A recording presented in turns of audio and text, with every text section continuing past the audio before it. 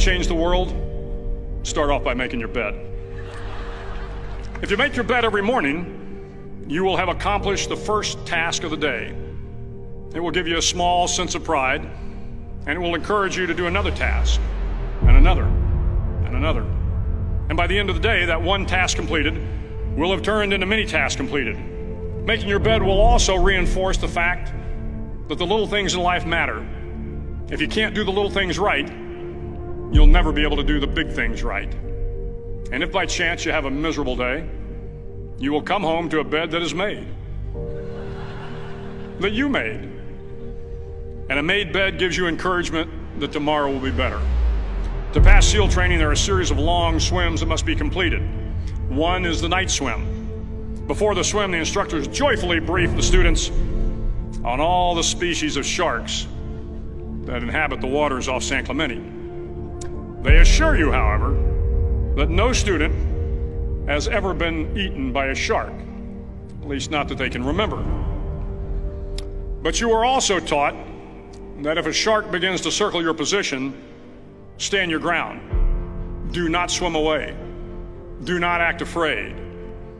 And if the shark, hungry for a midnight snack, darts towards you, then summons up all your strength and punch him in the snout, and he will turn and swim away. There are a lot of sharks in the world. If you hope to complete the swim, you will have to deal with them. So if you want to change the world, don't back down from the sharks. Over a few weeks of difficult training, my SEAL class, which started with 150 men, was down to just 42. There were now 6 boat crews of 7 men each.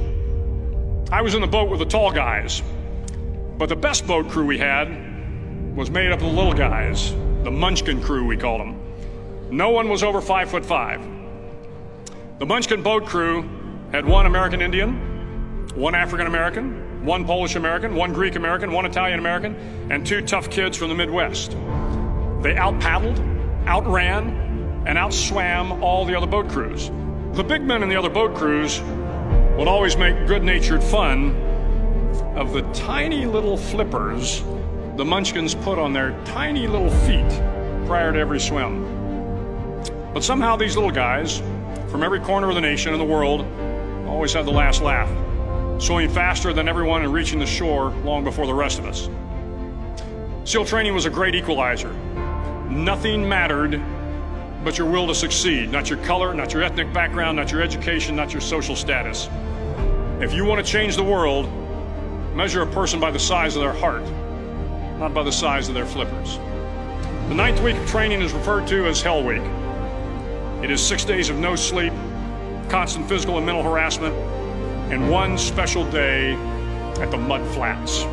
The Mud Flats are an area between San Diego and Tijuana where the water runs off and creates the Tijuana Sloughs, a swampy patch of terrain where the mud will engulf you. It is on Wednesday of Hell Week that you paddle down to the Mud Flats and spend the next 15 hours trying to survive the freezing cold, the howling wind, and the incessant pressure to quit from the instructors. As the sun began to set that Wednesday evening, my training class, having committed some egregious infraction to rules, was ordered into the mud. The mud consumed each man till there was nothing visible but our heads. The instructors told us we could leave the mud if only 5 men would quit. Only 5 men, just 5 men, and we could get out of the oppressive cold. Looking around the mud flat, it was apparent that some students were about to give up.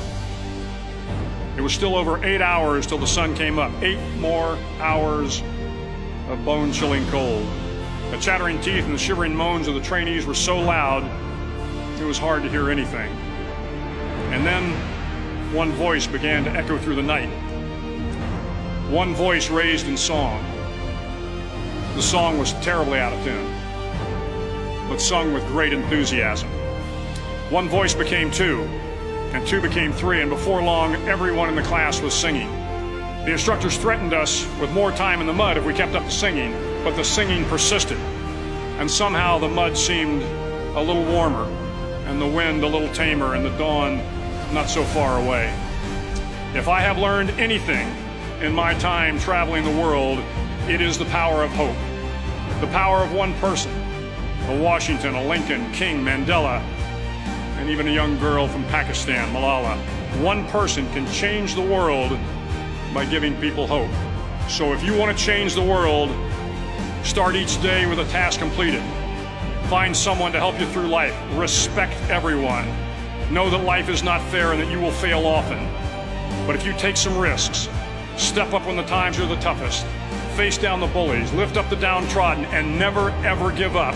If you do these things, the next generation and the generations that follow will live in a world far better than the one we have today. And what started here will indeed have changed the world for the better.